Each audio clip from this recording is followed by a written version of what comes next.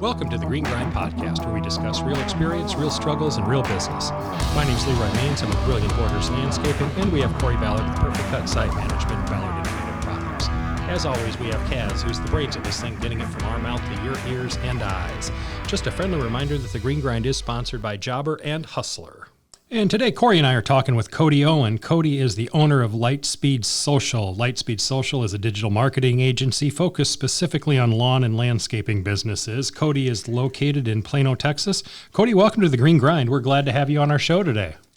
Hey, thanks for having me, Leroy. I appreciate it. Yeah, absolutely. And Corey, I believe Cody wrote into us, or somebody wrote in to us from either Facebook or Instagram and wanted to be on the show, and that's how he ended up here, if I'm not mistaken. So he also has a background with Service Autopilot, so we'll get into that a little bit into the show here as well, too. Yeah, absolutely. Cody reached out, and, guys, we've been bringing lots of companies on, and we've been also trying to throw some, different marketing strategies at you guys, some software companies, and just really try to educate our listeners on what's out there so they can, obviously help grow their company and do some marketing. We've had some software on that helps, track hours and, the way you pay your people. So trying to mix it up a little bit. Cody, we appreciate you taking some time with us. We're going to dig in here and find out more about you and your company.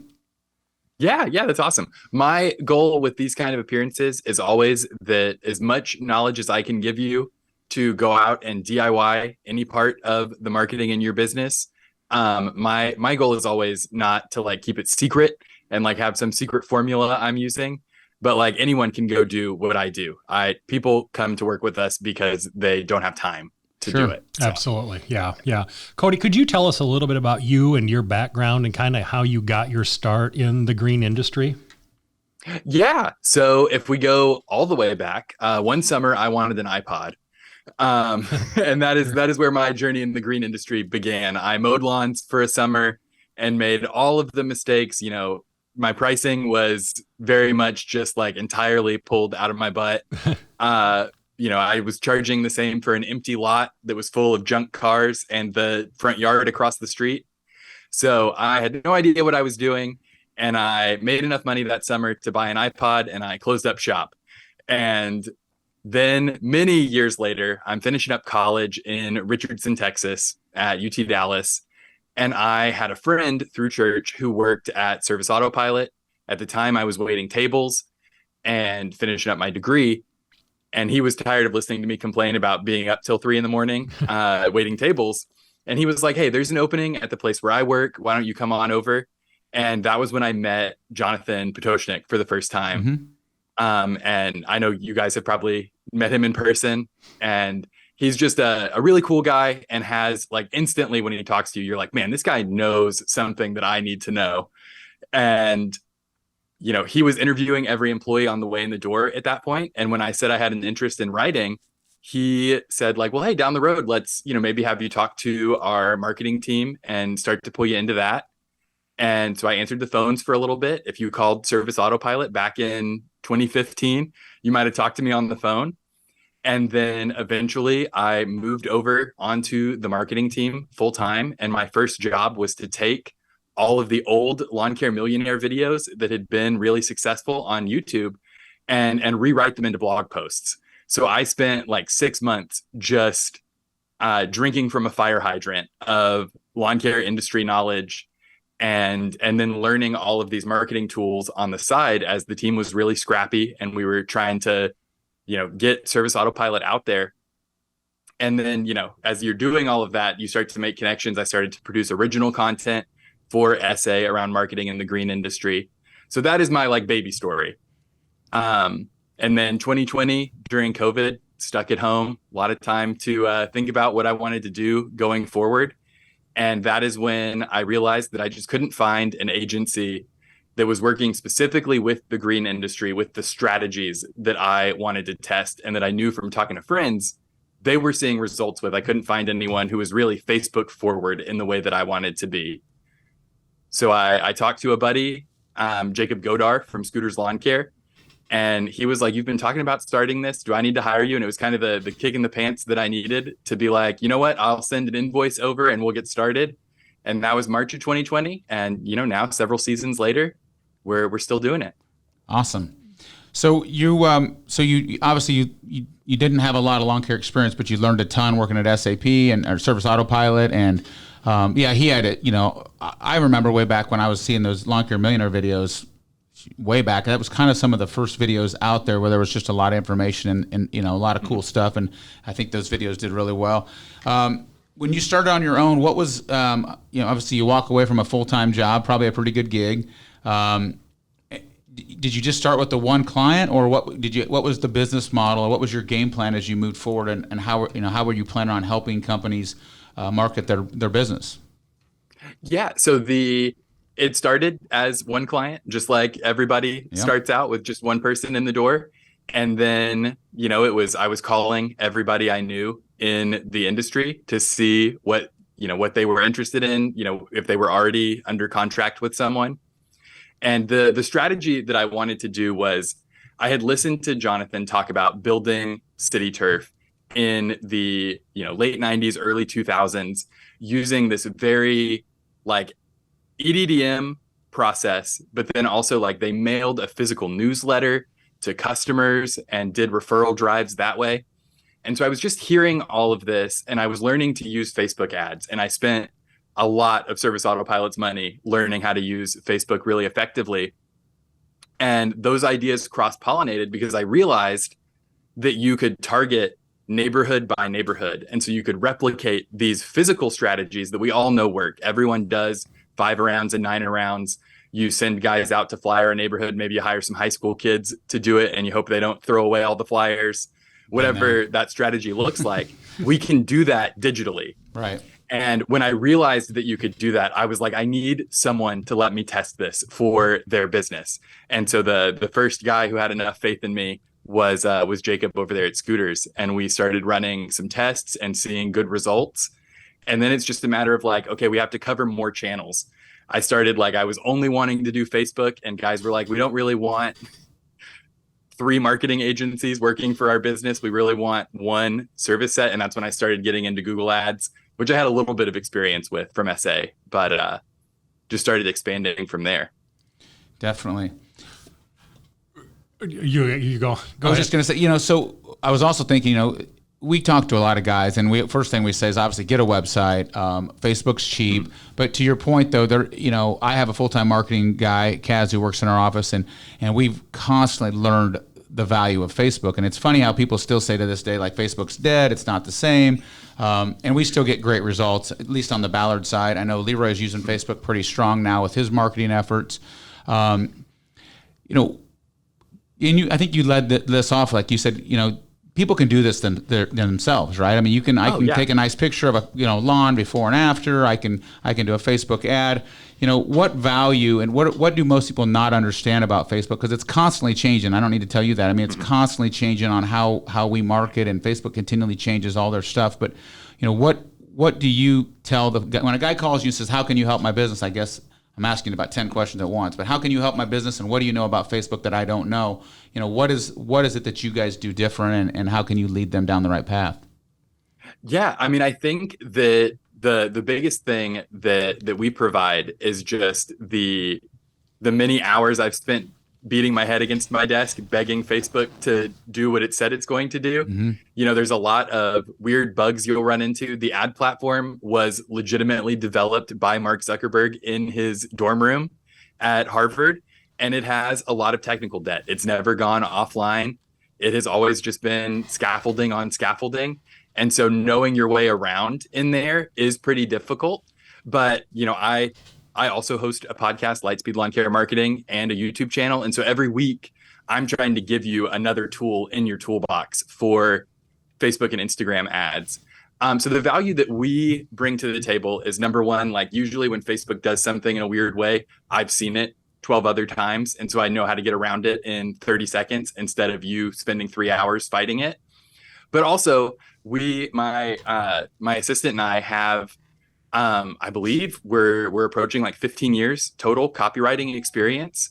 So we've got that in the bag, and we're not writing for a billion different industries, right? We are focused on the green industry. And so we're able to lean into the brand voice of your company, but you don't have to tell us the benefits of aeration. we understand that we want the soil to be loosened up and not compacted from the regular use. Like, we know the industry so that you're not having to come and teach us, what lawn care looks like in order for us to write good copy for you. Sure, that makes a lot of sense because that way they're not educating you guys as well.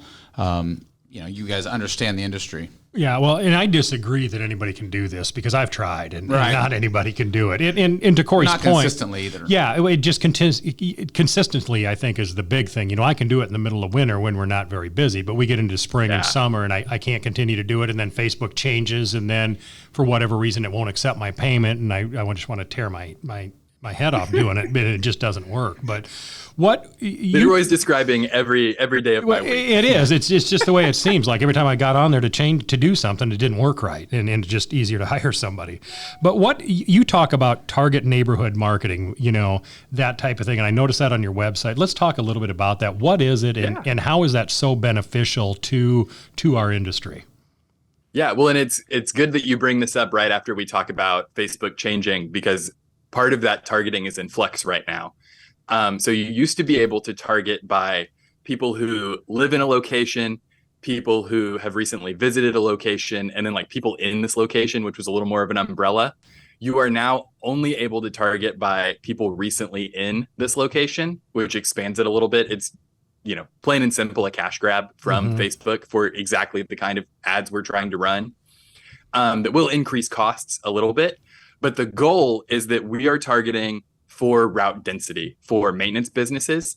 If you're doing landscape projects and higher margin stuff, we're able to focus those ads on the neighborhoods can afford the $40,000 version of this job versus the $30,000 version.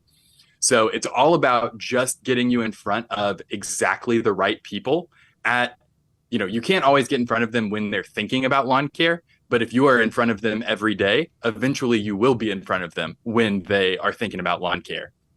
So if we can get that audience small enough that it is, costing you $3 to $5 a day to be in front of that entire subdivision, that's much better than blasting to your entire city plus 25 miles or whatever, like kind of radius thing that a normal, retail focused ad agency might want you to do.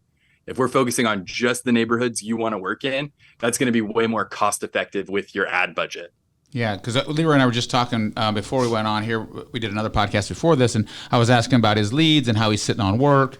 And he's using another company helping him with his marketing. And I said, like, how are the leads? How are they coming in? And you're like, we're full. But more importantly, what you said was, I'm getting the right leads in the right locations, right? Correct. Yeah, we that's what we do. We're targeting by zip code, by income bracket, all those different types of things, knowing full well in advance that these people can afford our services before we walk in. Right. Whereas, 2 years ago, we would just take that circle on Facebook and blow it up into 40 miles or whatever the radius is and hope that we get the right business and people from all over calling, just for this and that and the other. And it's made a huge difference for us. I mean, targeted marketing is certainly the key. I mean, again, guys, you want to get the phone to ring, but you want the right phone calls, and and we've been there too. We just throw a bunch of shit against the wall and see what sticks. And then we're running around doing bids for people that aren't even interested, don't have the right budget. And that's something I think a lot of guys in our industry are struggling with for sure. Well, and I think they just throw it out there, and you see them every single day, especially this time of year. You need your lawn mowed, first mow is free, whatever the case is, to get you to click on their ad, and hopefully you do that. But let's talk a little bit about marketing versus branding, Cody, and the differences in those two and how they're so important. And first of all, what creates the branding, I guess, and then as far as the advertising goes, how often do we need to continue to advertise? Yeah, so what I would tell you is that while marketing is going to be your this is any channel you're spending on, versus your branding is a little more the everything that represents your company. I think that anything you're doing in the branding arena has a marketing value. When your guys are wearing uniforms, I always tell people, I really want your uniforms to have a print on the back that can be seen from across the street. If it's a chest logo that someone has to be standing 5 feet away to see, it's much less valuable to you than if somebody driving by in that neighborhood can see the logo and read it. Having your trucks wrapped, all of the good branding stuff that you're building out, your website, all of that is super valuable, and it makes all of your marketing spend more effective. If your website converts really well, then any money you spend to get more leads to hit the website, more clients are going to come out at the other end. And the same with getting all of those touches with people seeing the logos on uniforms, wraps on trucks, all of that is going to add to the 8 to 10 touches that you need to close a sale. And that's why, like, winnowing down your Facebook targeting to specific subdivisions instead of the whole city, you're going to get 2, 3, 4 touches on someone with a digital ad, and then you're hoping that they've seen a truck in their neighborhood, guys in uniform in their neighborhood. All of those touches add up. If you've got yard signs in customers' lawns, that all adds up and gets you closer to them being ready to convert before they're asking for a quote. Yeah, I love that. I can't. I'm sorry. Go ahead. Oh, I was going to say, just to the end of your question there about like how frequently you should be marketing. I think that there is a point where you're making a transition from, we kind of talk about like, and I don't mean this at all derisively, these guys work really hard, but like you're chucking a truck era of the business where it's owner operator working really hard to like transitioning to being a full-fledged business when you have a few employees. And then there's, maybe, you could quibble about what stages there are, but at a certain point, you're transitioning into being a brand in your market. This is where you want those people in the subdivisions you work in to think of, when they think of lawn care, they think of your company. When they think of landscaping projects, they think of your company. That is when you make that transition from just being a lawn care business to being a recognizable brand. And I think that when you're making that transition is when you want to start thinking about what can we be advertising 12 months out of the year. Yeah, tons of good stuff there, because I'm 100% on board with that. Our business has changed so much from marketing to branding. We're always branding the Perfect Cut name and our people. We're not even anymore. Of course, our company's changed so much, but we're not even talking about our services anymore. We're constantly putting our brand out there. And then when we just have become a name, you just know who we are. If you see a blue truck, you just know who we are, what we do. And we don't have to do now offering tree service. Now it's time, and now it's time for fall aeration. Now's the time for overseeding. Now's the time to start your irrigation up. So our content's constantly changing. And to your point, Cody, we market 12 months a year regardless. And I see a lot of companies that they market and then they get really busy, then they quit advertising or, quit marketing, quit branding, quit doing everything. And then, oh shit, we're a little bit low on work. Let's throw some stuff on Facebook. And it just creates this ebb and flow of inconsistency. And to your point, all those things matter. The trucks, the uniforms, it all matters, so that when they continually see your touch points, as you mentioned, 3 to 4 versus maybe 8 to 10, it's the conversion's so much easier at that point. Yeah. Yeah. I love how you say, the companies stop and start. And we used to be that, it would be in the springtime and, oh shit, we don't have enough work here. Let's throw some more money into Google, and let's throw some more money into Facebook and see what happens. Oh my God, we're booked out for 4 months now. Let's stop it and shut it all down. And, we'd get into August like, oh shit, turn it back on because we only have business for the next 2 weeks. And, just a cycle of that. And now it's just constantly going, and there's always, stuff coming through the pipeline at different things. But Cody, one of the things I wanted to ask you about is, you talked about that targeted marketing in neighborhoods, and those want to be the trucks that you see and the shirts on the back. And I see so many guys out there pulling a truck and a trailer with a lawnmower on it. And they're in business for themselves, and they've got nothing on the side of their truck, nothing on their lawnmowers. They get out of the truck, they've just got on a T-shirt and a pair of shorts.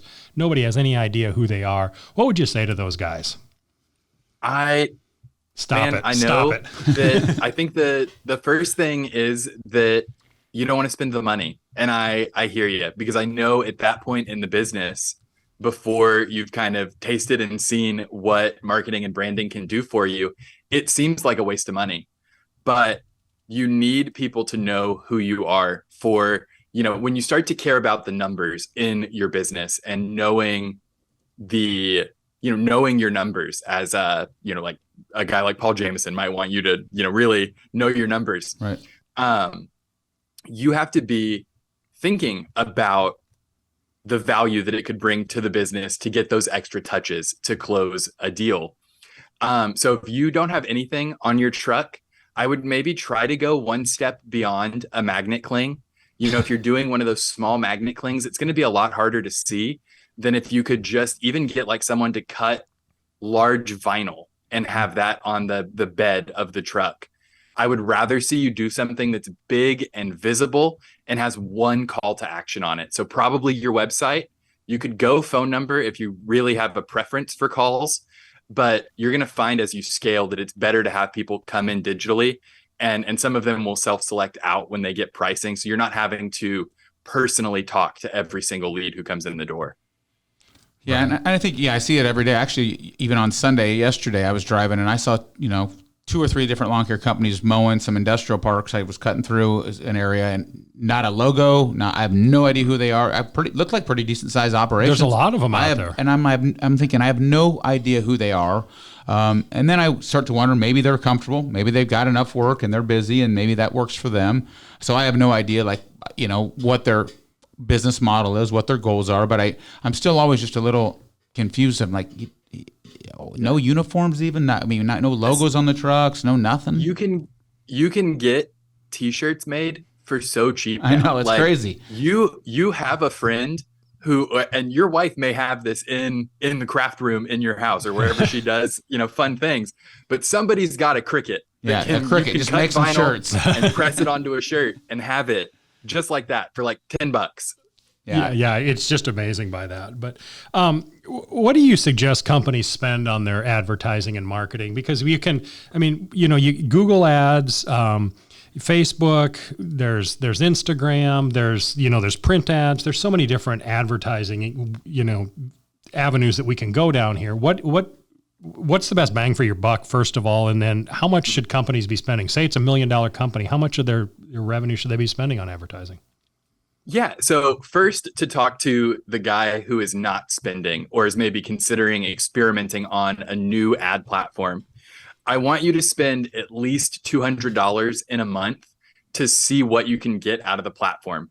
If you're spending less than that, I just worry that you're not spending enough to get an idea of what you could get, and then you can invest from there.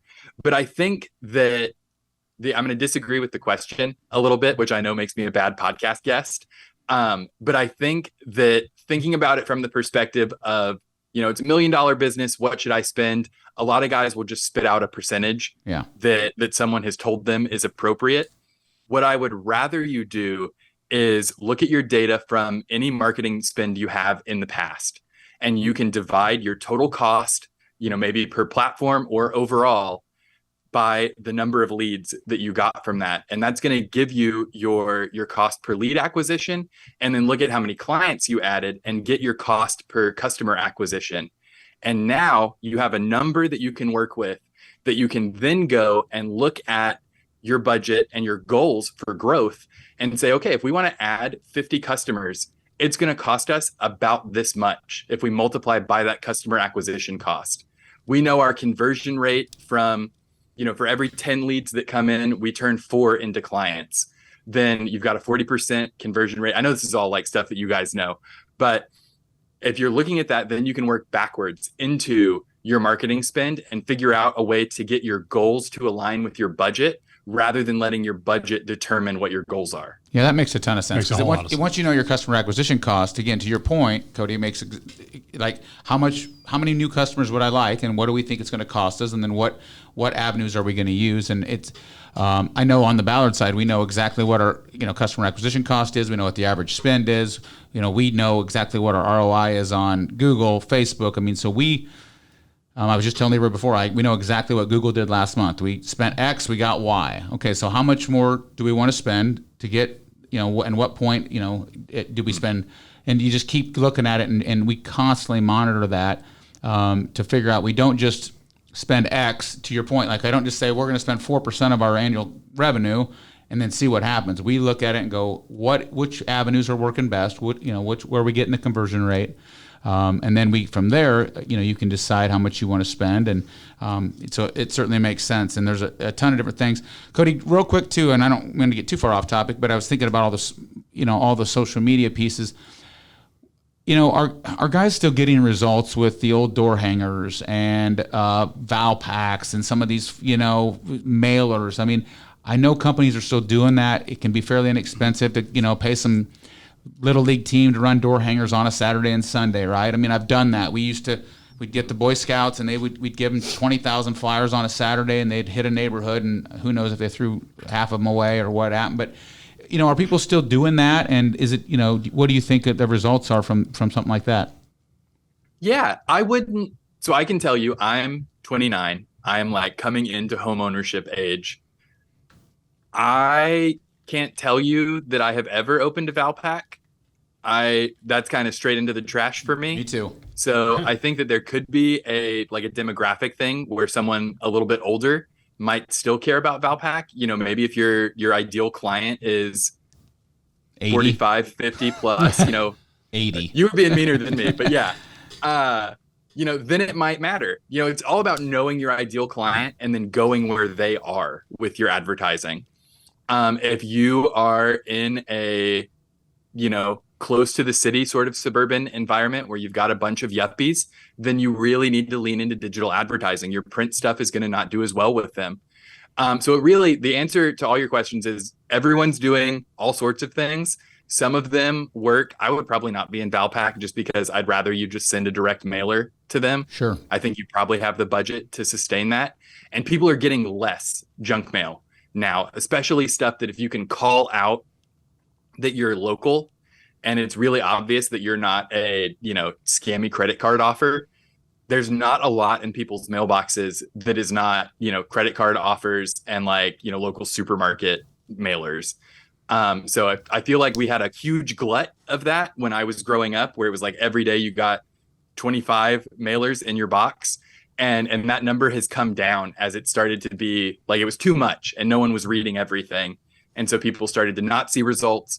But I think that we're probably at a little bit of an upswing for mailers. And I design mailers for clients. We do them to match the digital ads so that it's obviously a touch from the same company. Yeah, I wonder, because I get in my house, I live in a pretty decent neighborhood, and I get door hangers. Not daily, but a lot of door hangers. And I hate to say it, but I toss them. But with a door hanger, it does force me, as I'm taking off my door and walk to the trash, it does force me to look at it. It does force me versus like a Valpak. To your point, I throw it away. I don't even open it. That's just it just don't even open. I don't look at any junk mail. But a door hanger, I still think can have some value because you do force someone to look at it. I do think door hangers make sense if you're working in a specific area and you want to pick up some more clients. We had some door hangers that used to say today we serviced your neighbor or some houses in your neighborhood if you'd like to. And so those did pretty well because we were trying to get route density, right? So if we're doing 3 in a cul-de-sac, back when we did a lot of residential, we're trying to figure out how do we get the neighbors. Today Perfect Cut provided XYZ service for your neighbor. If you're interested in our services, you jump on our website, blah, blah, blah. And so those did pretty well, but they were designed specifically for one purpose. Yeah, we've never used door hangers. I don't know why. We just never have used them. But we've always, just the online stuff. Let's, Cody, Google. Let's talk about Google for just a little bit. There's this new thing. Yeah. I think it's new anyway. It's new to me. Verified provider, verified business, or whatever Google does now.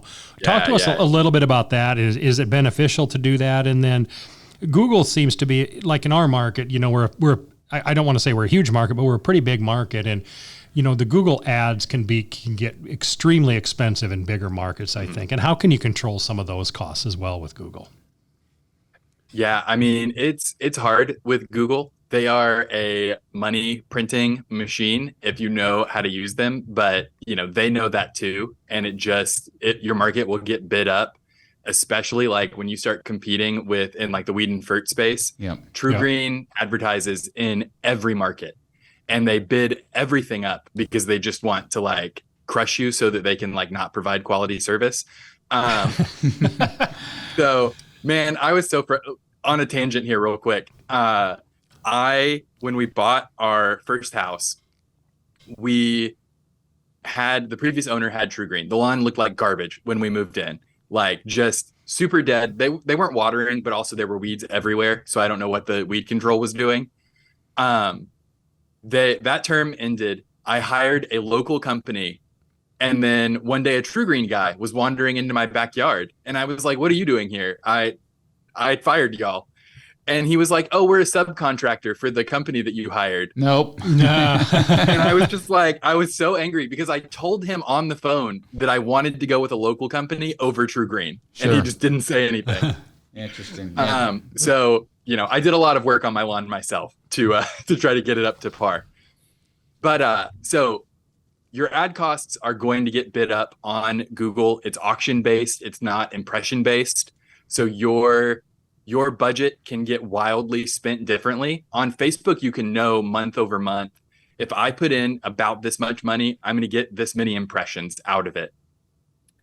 Google, because they want to base everything on the cost per click, your impressions can vary wildly, and the quickness with which they run through your money, it can be shocking, where it's like, okay, last month $500 carried us through, $1,500 carried us through. This month somehow the clicks cost 6 times as much and all of our budget's gone. Yep. So it can be frustrating to be monitoring that spend. To get to your question about the Google Verified program, I know guys that are having success with it. It is kind of an arduous process for the business owner. You have to submit to a background check. You have to have background checks for employees to make sure that like everybody's on the up and up. And then you're getting pulled to the top, but you're paying by the lead as well. So, and then like the terms are not super generous to the business owner. It is very like full refund for any complaint sort of stuff. So I would just look into the requirements of the program. It's definitely not something you want an agency to do for you. You want to look into the requirements and know them well so that you're not ending up, kind of up a creek when there's a problem. Absolutely. Okay. Yeah, I guess I don't even know anything about Google Verified. I mean, I know enough about, the Google reviews have been so strong. I mean, that's been a major thing for people, that Google, how important Google reviews are. We've been encouraging our clients to do that, and we've been talking to people when we, get the Google, if somebody's happy with your service, what can you do to get them to give you a 5-star review? Because I think people really, I think you said it, Leroy, like people consider a 5-star review almost like a referral.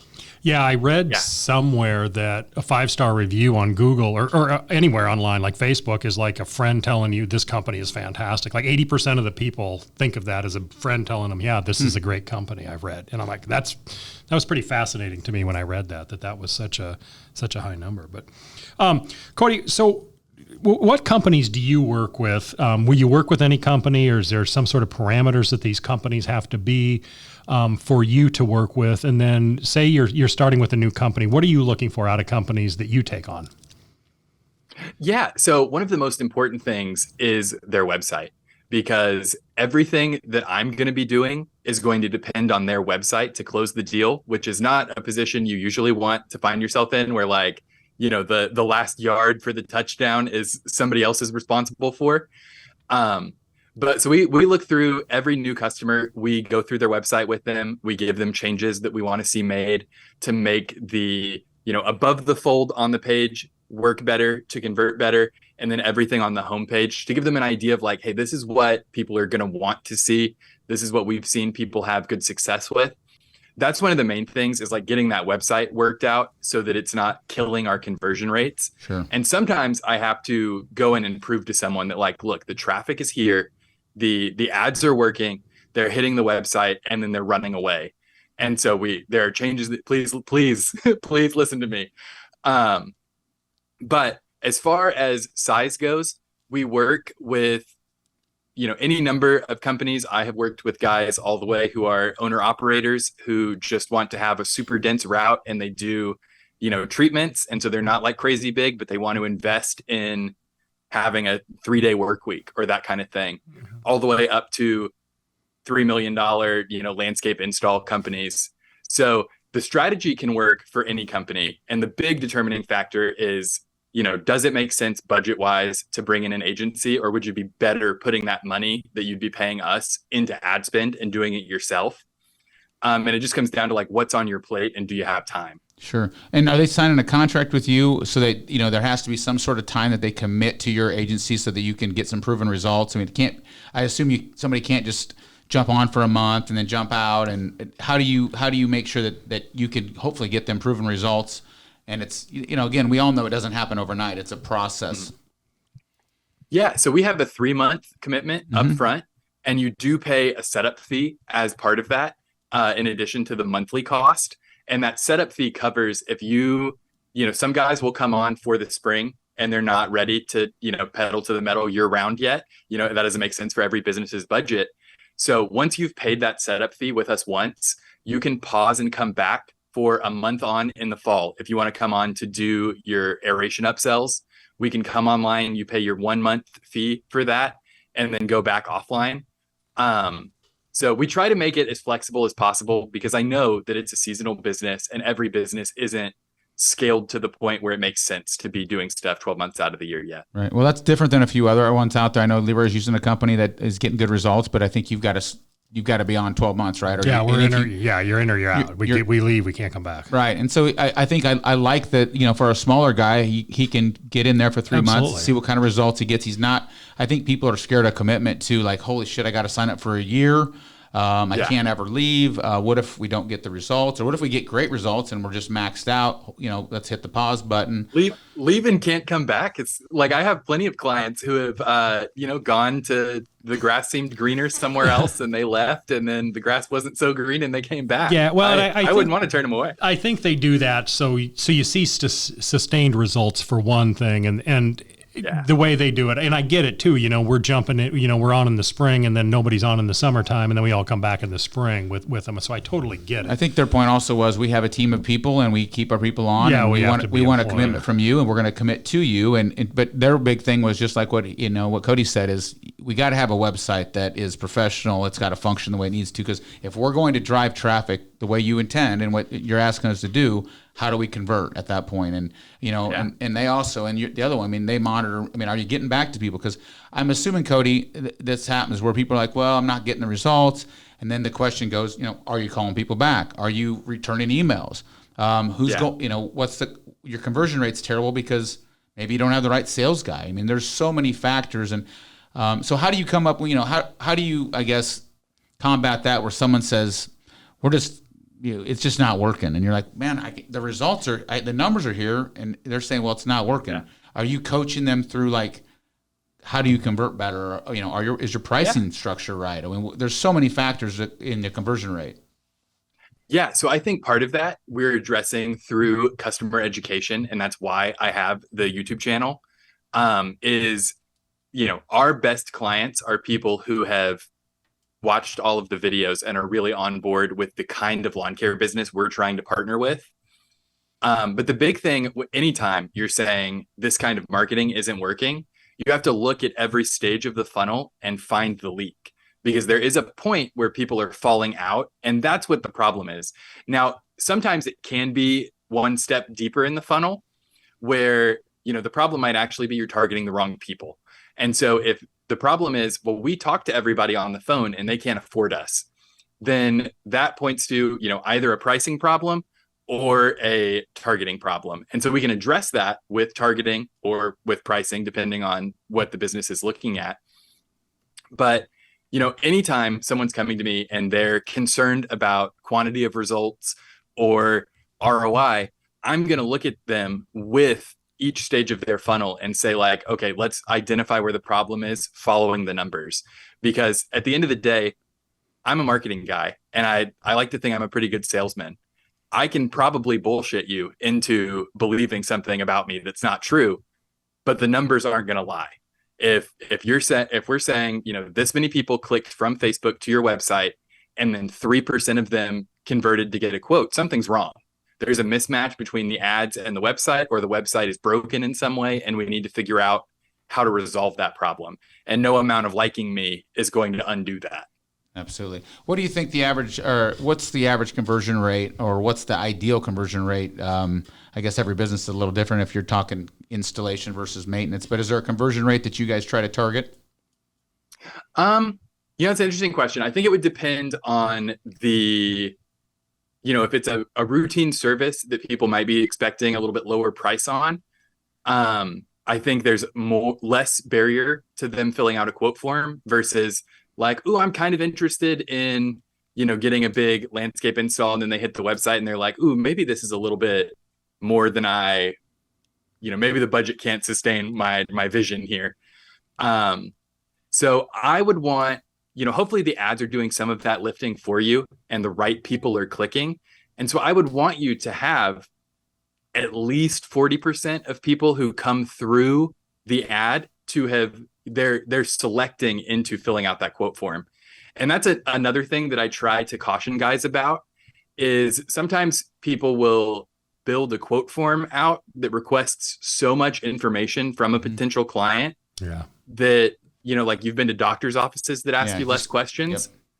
And so I want that next step to be as frictionless as possible, because I think that, most business owners that I interact with are the kind of guys that you want to talk about lawn care and you want to talk about, especially projects. You want to like the person who's doing that because you're trusting them to execute on a space that you care about enough to hire someone to make it beautiful. And so I want you to be interacting with them once they've taken some serious action and are interested. And the best way to do that is to, like name, address, phone number, and as few other things as you can force them to type out as possible. Yeah, I agree, because I get on some of those. I've done it with some other things, and it's like it's too much. I'm like, I'm not doing this. Yeah, ours is really. I think it's your name, telephone number, and a brief description. I don't even think we ask for their address. We just want to talk to them and figure out if we're a fit for them, right, and they're a fit for us. It's let's go out and see what they've got. Are you asking? But Leroy, like, are you qualifying people?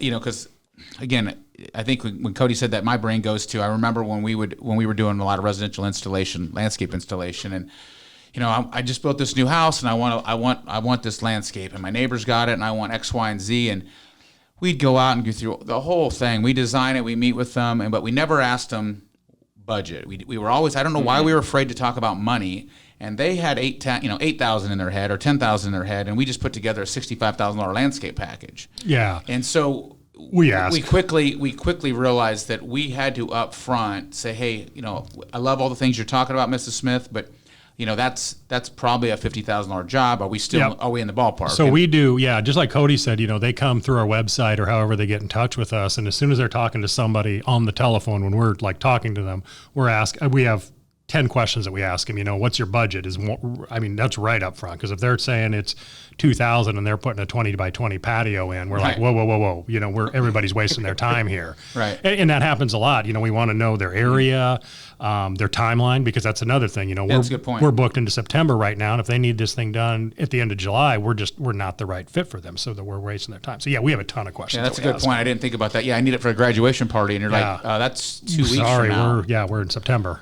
And if you can get anybody, and I've had people say that too, like, well, I've got someone that can do the landscape in 2 weeks. I'm like, if they can do your landscape in 2 weeks, right, I'm a little suspect. I agree. Everybody busy. Everybody good is 6 months out. But longer. So we get them, to Cody's point, very simple questions to get their phone number. Then we talk to them and talk to them more about their project, and sell ourselves of who we are and what we do, and that we show up in uniforms, that our trucks are clean, that they're going to be logoed, and all these different types of things. So yeah, absolutely.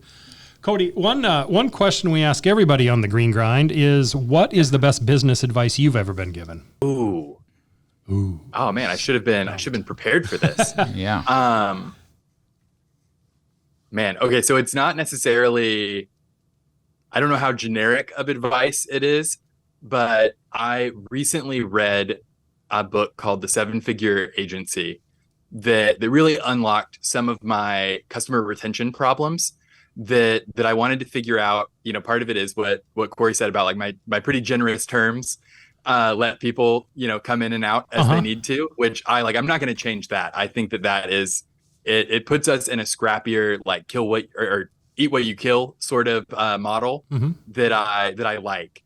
And I don't want to take that away from customers. But one thing that it pointed out to me was like, I'm not interacting with people enough. I know that we've got our heads down and we're doing the work, but if I want to run that really lean model, I need to be getting more face time with customers and walking them through results, so that it's not, our overall revenue number went down this month, so we're going to cut expenses. Marketing's the first to go. I want people to know what we're doing, and I feel like I've done not the best job of talking to customers about like, hey, this is what we're doing. We send out a report. and they don't read it because, how many emails do you get that you don't read? So trying to really put ourselves in front of customers and demonstrate the value. And I think that there is value for green industry businesses in that, where you need to be soliciting feedback from customers. This is something I talked about recently on our YouTube channel, was like in your onboarding process, you need, for maintenance guys, you need to talk to them, after 2 or 3 services and find out how things have gone. And is everything up to expectations? And that will keep negative reviews from coming out. But if they're happy, then you can pop in a Google review link and ask them to leave a 5-star review. So I've been thinking a lot about customer retention recently. I know that's a very long answer to the question about advice, but that's where my head's at right now. Yeah, it makes sense. Absolutely. If you can, customer retention is absolutely huge, and we focus that in our business. We know exactly what our retention rate is, and we focus on that, and we reward our account managers for retention. I mean, we want to keep our clients. If you're just constantly adding 10 and dropping 8 off the back end, or 12 off the back and leaking out the bucket, it's tough to grow. Yeah, it's fascinating, the customer retention and how many people don't strive for that. So we started, and you'll get a kick out of this, so we started sending an email out via Constant Contact or MailChimp or whatever it is before each fertilizer or weed control service, telling them, what's coming, what it's doing, and those different types of things. And this next one that we're doing, the grub control, it needs to be watered in, and this is why we do this, and this is, it doesn't necessarily mean you're not going to have grubs. And it's amazing the number of people that reply back, and I love this information. Nobody's ever sent us this information before. And I'm like, all it is a simple email that she types up, every time we go out before the service and do it. Yeah. Boom. And boom, it's gone. And people absolutely love it. And to your point, it's just that customer retention, just building that added value just a little bit that the next guy isn't doing. So when they get their True Green. Yeah. When they go to Perfect Cut, when they skip out to Perfect Cut, they'll be like, well, we don't get this email from Perfect Cut. We want to go back. And it's just one of those little things. And then pricing also doesn't become the key factor. Exactly. Yeah.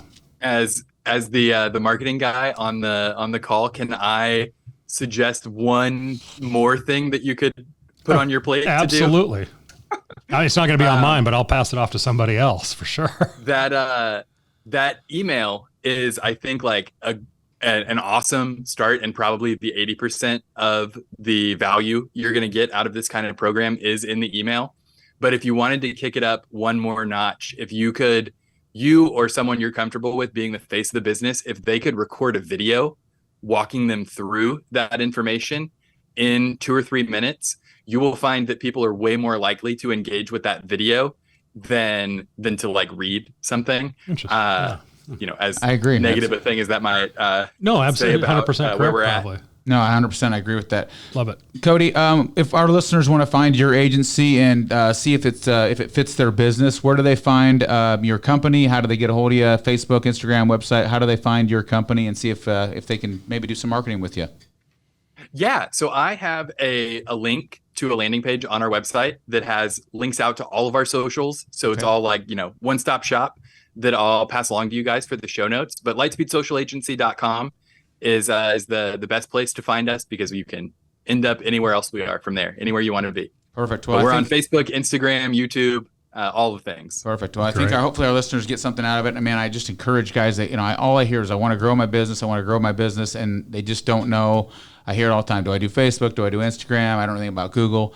I strongly encourage guys to team up with professional people. It's not that expensive. You're going to get way more. You're going to get the results you're looking for, instead of just spending money, not knowing what you're doing. Again, and I think you're going to be able to get much better results. And Cody, we appreciate you spending some time with us today. Hopefully our listeners get some value out of that. Guys, we drop a new episode of The Green Grind every Tuesday. If you know somebody that wants to be a guest, or you want to be a guest, just jump on the Ballard website and scroll down. You'll see the Green Grind logo, and that shoots me an email, or you can reach Leroy and I on our Facebook page or Instagram. And we appreciate Jobber and Hustler being our sponsors. That's all I got for today. Cody, thanks so much for coming on The Green Grind. We really appreciate you being here. Yeah, thanks so much for having me, guys. I really appreciate it. Absolutely. Awesome, buddy. Have a great day.